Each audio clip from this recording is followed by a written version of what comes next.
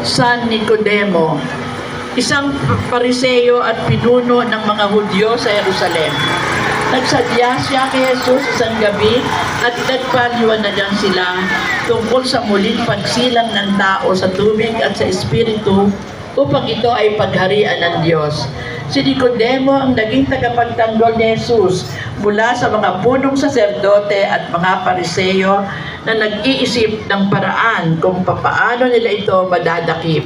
Gayon din naman, noong mamatay si Jesus, siya ang nagdala ng pabango, mga 100 libra ng pinaghalong mira at alo na gagamitin sa panlilibing sa katawan nito ayon sa kaugalian ng mga Hudyo.